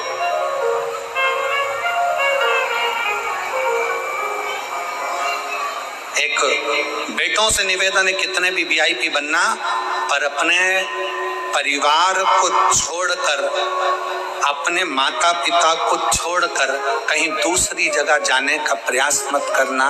और बेटियां कितनी भी वीआईपी बन जाए, अपने तन से रुपट्टे को कहीं जाने मत देना, रुपट्टा तन पर होना जरूरी है। तन पर वस्त्र ऐसा पहनिए जिससे आपकी मर्यादा हो।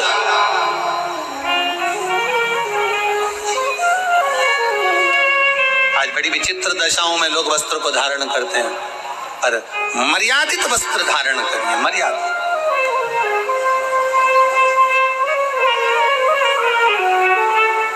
शिव तत्व कथा है, भगवान शंकर की कथा कथी। जयंती कपास की बाती बनाती, पिताजी को देते, पिताजी जोत में लगा देते, दिया में लगा देते, आरती में लगा देते। समय बीतता गया, जयंती बड़ी हो गई, उसका वो जैसी बड़ी हुई, एक दिन शिवालय में जा रही थी, पिता को चिंता लगी, मेरी बेटी की शादी करना, संबंध भी बहुत है, बेटी सुंदर बहुत,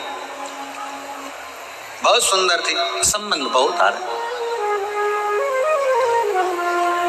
अब संबंध तो बहुत आए, बेटी सुंदर भी है, शादी की तैयारी भी करना है, पर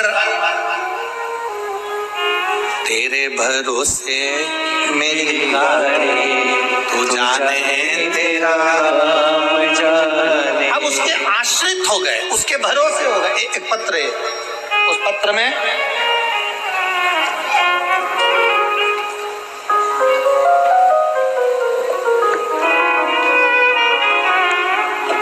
मैं बरखा शर्मा, पत्नी हरीश शर्मा, जयपुरिया सनराइज सोसाइटी, गाजियाबाद, उत्तर प्रदेश से आज अपने शंभू भोलेनाथ का धन्यवाद करने के लिए आई हूँ।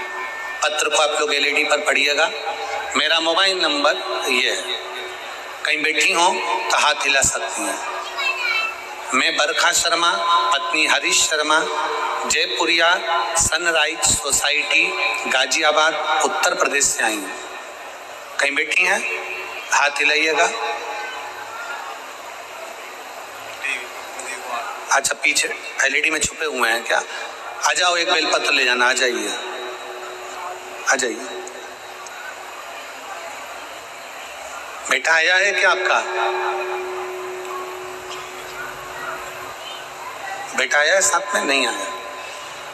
गुरुजी, मैं क्या वर्णन करूं। मेरा 10 वर्ष का बेटा चेतन, जिसको 23 दिसंबर 2023 को बुखार हुआ था, उसको लेकर हम डॉक्टर के पास गए। जब कोई आराम नहीं हुआ तो डॉक्टर की सलाह से बेटे को यशोदा हॉस्पिटल में भर्ती कराया। मेरे बेटे के ब्लड टेस्ट कराने पर डॉक्टरों ने बताया कि ब्लड नहीं बन रहा है, इसको कोई ब्लड से संबंधित समस्या है। इसके बाद हमने दूसरे डॉक्टर से सलाह ली तो उन्होंने हमें RML हॉस्पिटल दिल्ली में भेज दिया। इस बीमारी के इलाज के लिए भेज दिया। RML हॉस्पिटल के डॉक्टरों ने ब्लड टेस्ट करने के बाद बेटे को ब्लड कैंसर बताया। बेटे को ब्लड कैंसर बताया, ये सुनकर पूरे परिवार में सन्नाटा छा गया। मैंने अपने भोलेनाथ से प्रार्थना की और आपके बताए हुए उपाय, जिन्हें मैंने टीवी पर सुना था, करने का फैसला लिया। हमारे पास सीहोर का रुद्राक्ष नहीं था। हमारे रिश्तेदार ने अपने मित्रों के यहाँ से रुद्राक्ष और सीहोर का जल कंकर ला कर दिया। अस्पताल के इलाज के साथ में मैंने आपके द्वारा कथा में बताए उपाय के अनुसार जल और बेलपत्र रोज शिवालय पर जाकर शिव को लिंग पर चढ़ाती और अपने बेटे को पिलाती। भोले बाबा की कृपा से मेरे बेटे की रिपोर्ट नॉर्मल आई और डॉक्टर रिपोर्ट देखकर हैरान हो गए।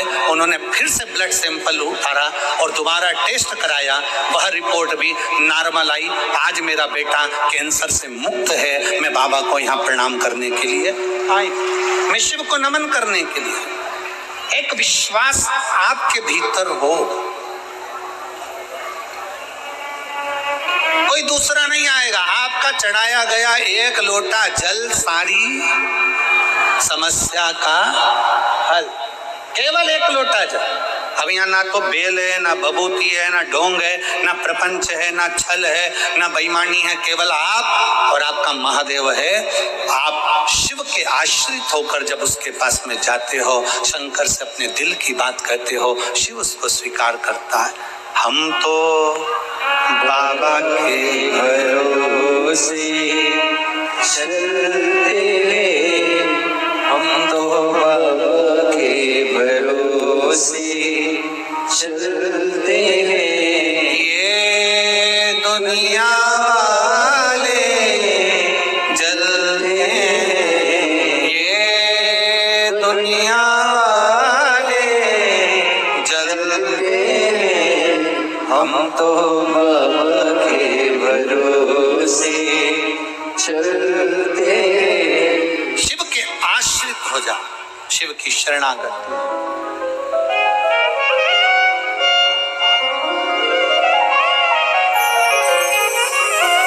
कल एक बहन जी कह रही थी, गुरुजी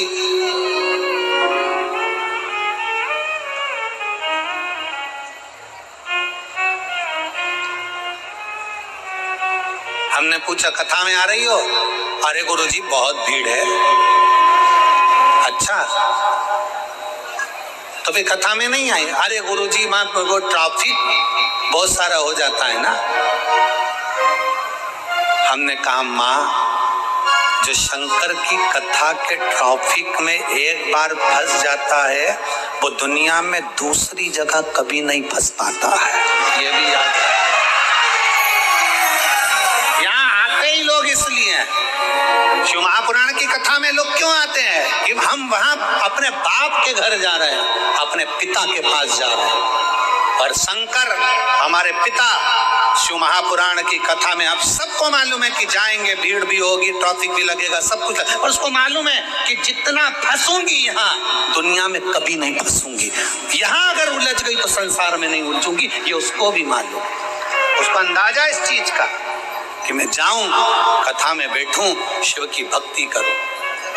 जयंती के मन में शंकर की भक्ति का भाव था। पिताजी ने विचार करा बेटी का विवाह करना है, कोई लड़का नहीं मिलता, क्योंकि मेरी इतनी परिस्थिति नहीं है, धन नहीं है, वैभव नहीं है, इतनी सत्ता नहीं, इतना धन नहीं, इतना दौलत नहीं, क्या बेटी को क्या प्रदान करूं।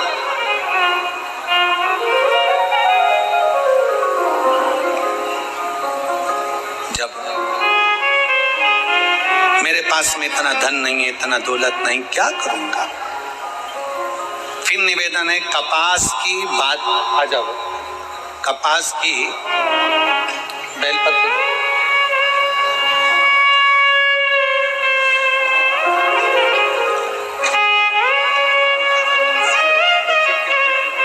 रोते नहीं अब, अच्छा रोना नहीं, अच्छा हो गया ना बेटा, बस रोइए नहीं, रोते नहीं है, अच्छा अच्छा खुश खुश जाओ। तो बेटा कैंसर से मुक्त हो गया, बाबा ने कृपा कर दी, अब क्या होना,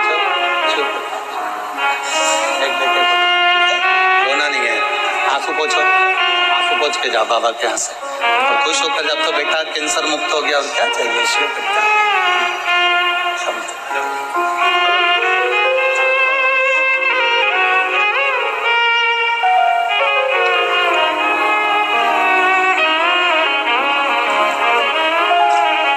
शिव पर आश्रित हो।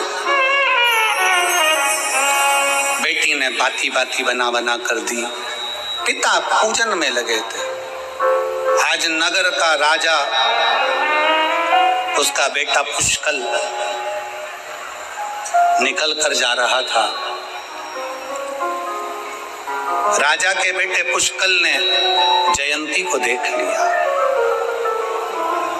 इतनी सुंदर कन्या, इतनी सुंदर लड़की, पुष्कल उसको देखकर आसक्त हो गया।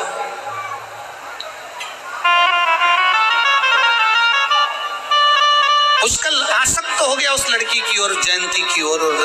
जयंती को नहीं मालूम कि मुझे कौन देख रहा है। जयंती तो अपनी बाती बनाती शंकर के मंदिर में जा रही है, पिताजी को बाती देने के लिए जा रही थी, और मंदिर में, शंकर के मंदिर में पहुंच रही थी, बाती बनाते बनाते बनाते बनाते, और भगवान शंकर के मंदिर में पहुंची। उसको नहीं मालूम कि कौन ने देखा। उसके नगर के राजा का बेटा पुष्कल जयंती को देख लिया, और जयंती को देखकर घर गया, अपने पिता राजा से कहा, पिताजी मुझे विवाह करना है, तो वो पुजारी की जो लड़की है, ब्राह्मण की जो बेटी है जयंती, मैं उससे विवाह करूं, मुझे पुजारी की बेटी से विवाह करना है। राजा के मन में आया कि ये कहाँ का विवाह का प्रस्ताव लेकर आया। तो राजकुमार है, मेरा राज्य का इकलौता वारिस है, मेरे नगर का होने वाला राजा है तू, युवराज है तू, और लड़की भी तूने ढूंढी तो वो भिखारी पंडित पुजारी की बेटी, जिसके पास में कुछ भी नहीं है, जिसके पास में कुछ भी नहीं, वो तो भिक्षुक है, वो तो भिखारी है, उसके पास धन नहीं, वैभव नहीं, कुछ भी नहीं, मंदिर में बस पूजन करता है शंकर के मंदिर में, शिवालय में, और तूने बेटी उसकी लड़की ढूंढी। पिताजी शादी करूंगा तो मैं केवल उसी से, उसके सिवाय मैं किसी से विवाह नहीं करूंगा। पिताजी के मन में आया बेटे की बात रखना पड़ेगी, तो पिताजी ने एक पत्र लिखा, द्वारपाल को दिया। द्वारपाल पत्र को लेकर पुजारी के पास पहुंचे। पुजारी से जाकर कहा कि तुम्हारी लड़की जयंती से मेरा बेटा प्रेम करता है और उससे विवाह करना चाहता है, तुम मेरी बेटी, अपनी बेटी का विवाह मेरे बेटे से कर दो।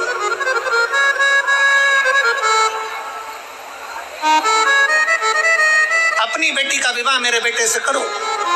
ब्राह्मण ने पत्र को पढ़ा। पत्र पढ़कर ब्राह्मण की आंख में आंसू भर गया, पंडित पुजारी की नेत्रों में जल भर गया। कहाँ राजा और कहाँ मैं एक साधारण सा पुजारी, मेरे पास में कुछ भी नहीं है। बेटी अगर ब्याहूंगा तो उसको 2 जोड़ कपड़े तो देना पड़ेंगे, कानों में कुंडल देना पड़ेगा, गले में कुछ देना पड़ेगा, उसकी वस्त्र तो मुझे देना पड़ेंगे। मेरे पास तो वो भी नहीं है। मैं दूंगा तो दूंगा क्या प्रदान करूंगा? और फिर निवेदन है, जो बाबा के भरोसे रहता है ना, बाबा उसका भंडार भरकर ही रहते हैं। बाबा खाली नहीं छोड़ते, बाबा उसका भंडार भरकर ही रहते हैं। मना कर दिया। पुजारी जी ने पत्र लिया, पत्र लेकर मस्तक से लगाकर कह दिया, राजा को जाकर कह दो मैं अपनी बेटी का विवाह, जयंती का विवाह उनके बेटे पुष्कल से नहीं कर सकता। मैं जयंती का विवाह उनके बेटे पुष्कल से नहीं कर सकता, क्योंकि मैं अपने अंदर की बात क्या बताऊं कि मेरे पास देने के लिए कुछ भी नहीं है। पर कह दिया मैं बेटी का विवाह नहीं करूंगा। पत्र पहुंचा राजा के पास कि पुजारी ने मना कर दिया बेटी का विवाह करने के लिए। राजा खुश हो गया, क्योंकि राजा तो चाहता ही यही था कि इस पुजारी की बेटी मेरे यहाँ आएगी, रानी बनेगी। अरे किसी राजघराने से रानी आए तो चलेगी, परंतु ये भिखारी के घर की नहीं। खुश हो गया राजा। राजा पुष्कल को मालूम पड़ा, युवराज को, कि बेटी के जयंती के पिताजी ने मना कर दिया। पर पुष्कल हार नहीं माना और पुष्कल ने कह दिया पिताजी ब्याह करूंगा तो केवल जयंती से ही करूंगा। आखिरी में पिताजी ने पत्र लिखा और पत्र में कहा कि हमें तुमसे कुछ नहीं चाहिए, आप बेटी का विवाह करिए। बेटी के विवाह की तैयारी पुजारी जी के यहाँ होने। बहुत ध्यान देना इस कथा पर कि एक कपास की बाती की सेवा, पोछा लगाने की सेवा, झाड़ू लगाने की सेवा और शिव महापुराण की कथा श्रवण करने का फल होता क्या है, ये शिव पुराण की कथा कह रही है। क्या हो ये शिव पुराण?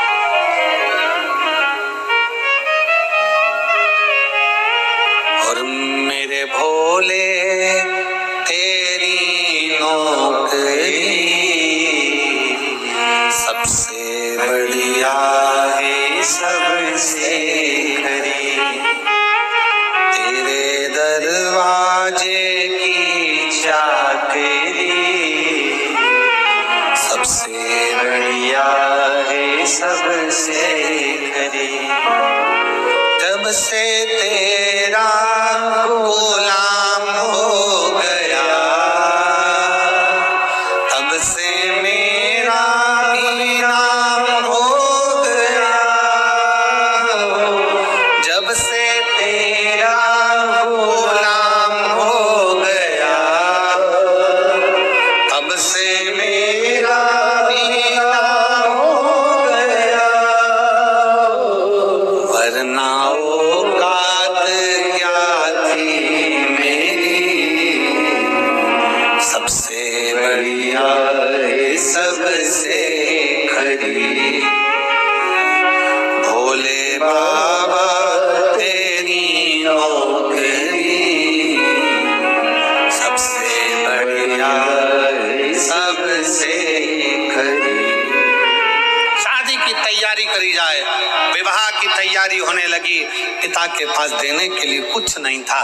बारात निकलने के 2 घंटे पहले राजा पुष्कल, युवराज के पिता राजा ने बड़ा सा पत्र लिखा, बड़ी सी लिस्ट बना दी, सामान की, जेवर की, आभूषण की, रत्न की, माणिक की, मोती की लिस्ट बनाकर पुजारी के घर पर भेज दिया कि हम बारात लेकर तो निकल रहे हैं, पर लड़की को लेकर मंडप में से तब जाएंगे जब ये सामान आप दहेज में दे दो।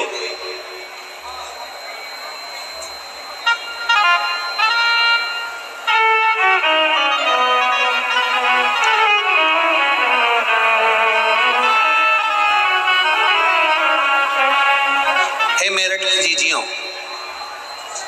अरे ओ मेरे जीजा, एक बात तो बताओ जरा, कोई करोड़ों का धन दे दे अच्छी 4 व्हीलर गाड़ी, fridge, half set, full set सब दे, और थोड़ी खसकी हुई दे दे तो जरा विचार तो करिए। वो हाफ सेट फुल सेट काम का है? अरे जम के तो बोलो जरा। वो फ्रिज काम का है? वो गाड़ी 4 व्हीलर? भगवान से प्रार्थना करना, भोले बाबा से, धन मिले ना मिले पर लड़की संस्कारित मिलना चाहिए, जो हमको लेकर चले, जो हमको लेकर चले।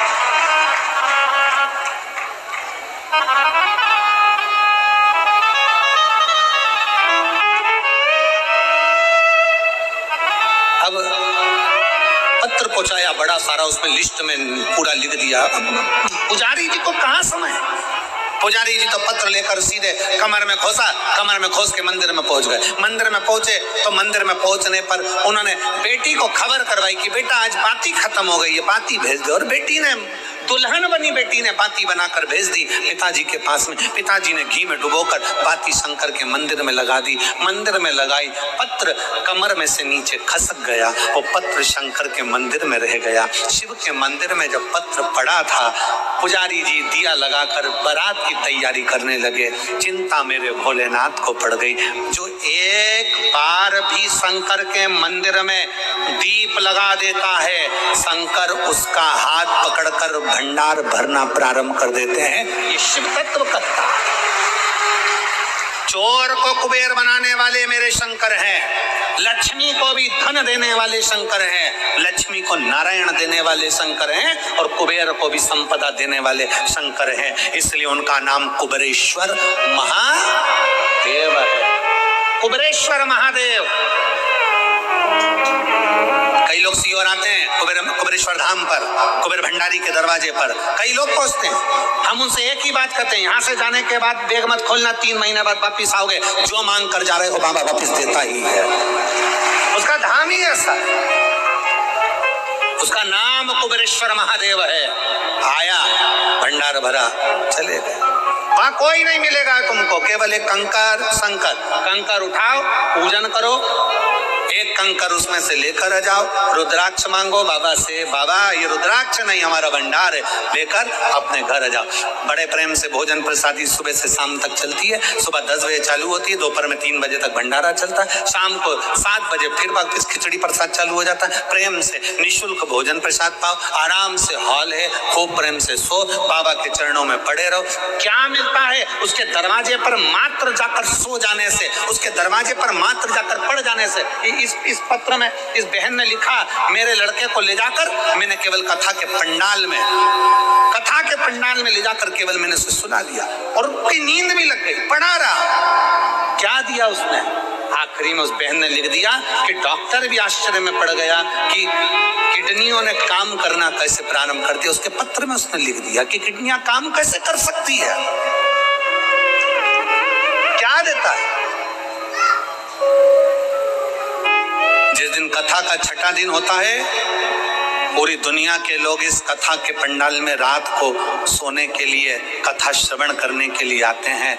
छठे दिन की कथा सुनते हैं, रात को जागकर कीर्तन करते हैं, क्योंकि कथा का छठा दिन शिवरात्रि का दिन माना जाता है। और 7वें दिन की कथा सुबह 8 बजे से 11 बजे तक सुनकर लोग अपने अपने गंतव्य की ओर चले जाते हैं। क्या देगा, कैसे देगा, कब देगा, कहाँ देगा, वो उसके ऊपर निर्भर करता है। लोग अपने अपने शहर में भी अगर कथा होती है तो अपना अपना घर छोड़कर पड़ जाते हैं उसके दरवाजे पर जाकर। रात्रि विश्राम करूंगी, छठा दिन है, सोऊंगी, भगवान का भजन करूंगी, टिफिन लेकर गई हूँ, भगवत भजन करूंगी, वहीं रहूंगी, स्मरण करूंगी, एक रात्रि का विश्राम मेरे बाबा के धाम में करूंगी और उसकी भक्ति करूंगी। शिव तत्व की प्राप्ति है शिव उपासना। शिव पुराण कहती है, पत्र गिर गया मंदिर में, पुजारी जी लग गए शादी में, बाबा भोलेनाथ त्रिपुंड धारण कर कर ग्वाले का रूप लेकर समान नंदी के ऊपर धरकर पहुंच गए। बीच मार्ग में बारात दिखी तो पुष्कल के पिताजी ने पूछा, तुम कौन हो? कहा, पुजारी जी ने भेजा है, पुजारी जी ने भेजा है। लड़की के विवाह का तैयारी में लगे हैं। उन्होंने कहा कि इतना सारा कन्यादान बेटी के साथ कैसे भेजूंगा, तो कन्यादान पहले भेज दिया है। कन्यादान पहले राजा ने कहा लिस्ट है, भगवान शंकर ने लिस्ट निकाल कर दे दी। राजा ने सामान मिलाने के लिए दूत को भेज दिया। जितना लिखा था उससे 1000 गुना ज्यादा मेरे भोले बाबा भंडारी ने भरना प्रारंभ कर दिया। राजा आश्चर्य में पड़ गया कि एक साधारण सा भिक्षुक सा पुजारी जो शंकर के मंदिर की आराधना करता है, उसके पास में इतना वैभव कहां से आ गया। राजा को मालूम नहीं पड़ा तो उसने ग्वाले से पूछ लिया, क्यों रे ग्वाले, पुजारी जी के पास इतना धन कहां से आ गया, पंडित जी के पास इतना वैभव कहां से आ गया। पुजारी जी का वैभव की बात सुनकर शंकर भगवान मुस्कुराते हुए बोले कि जिसके सिर पर शंकर का हाथ होता है उसका साथ महादेव हमेशा देता है। महादेव दे। जयंती का विवाह पुष्कर के साथ। एक कपास की बाती भी हम शंकर के मंदिर में दे रहे हैं, एक कपास की बाती भी हम शंकर के मंदिर में बना रहे हैं, एक कपास की बाती का घी का दीपक भी हम शिव की चौखट पर लगा रहे हैं। उसका फल बहुताम है, उसका फल श्रेष्ठ। समय आया, आगे वर्णन आता है। भगवान शंकर की कथा का रस तत्व साधारणता नहीं देता, ये इसीलिए बारंबार कहते हैं रिश्ता तेरा मेरा सबसे प्यारा, रिश्ता तेरा मेरा सबसे